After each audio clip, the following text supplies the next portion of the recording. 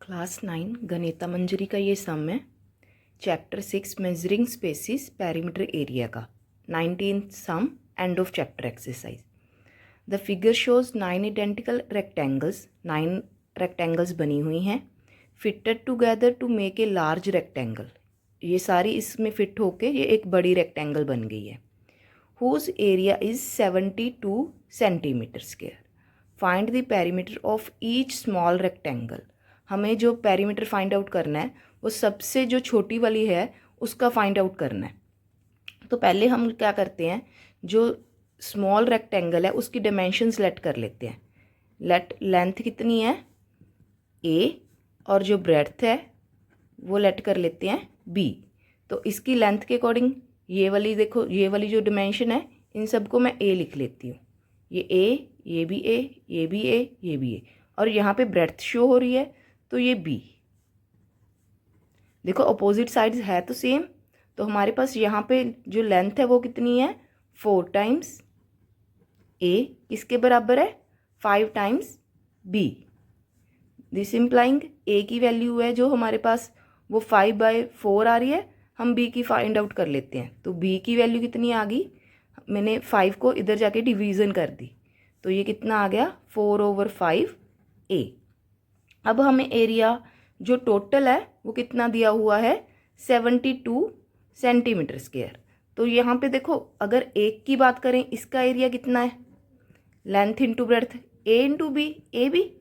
तो अब हमें बात करी गई थी कि 9 आइडेंटिकल है, तो यहाँ पे हम क्या पुट कर देंगे 9 into A B is equal to 72। तो ए बी कितना आ गया 72/9 इज इक्वल टू 8। तो अब हमारे पास जो ओरिजिनल आ गया वो कितना आ गया 8 सेंटीमीटर स्क्वायर। अब यहाँ पे हम इसकी वैल्यू पुट कर देते हैं। ए की जो बी की वैल्यू थी वो कितनी थी 4/5, यहाँ पे पुट करी 4/5 ए इंटू ए की वैल्यू तो ए ही है इज इक्वल टू 8। तो ये उधर जाके रेसिप्रोकल कर देते हैं, 4/5 को इधर जाके कितना आ गया 5/4, और ये कट हो गया। तो हमारे पास ए स्क्वायर की वैल्यू कितनी आ गई 10, तो ए की वैल्यू कितनी आ गई √10। तो सिमिलरली हमारे पास अब v की वैल्यू निकाल लेते हैं। 4/5 ए की वैल्यू कितनी है √10, तो 4/5 √10। तो हमें पेरीमीटर निकालना था, तो 2 टाइम्स a प्लस बी, ए की वैल्यू √10, बी की वैल्यू 4/5 √10। तो √10 तो कॉमन निकाल देते हैं, तो यहाँ पे क्या बचा 1 + 4/5। तो ये कितना बच गया 5 + 4 9। तो √10 इंटू 9/5। तो दैट्स आवर आंसर 18/5 √10।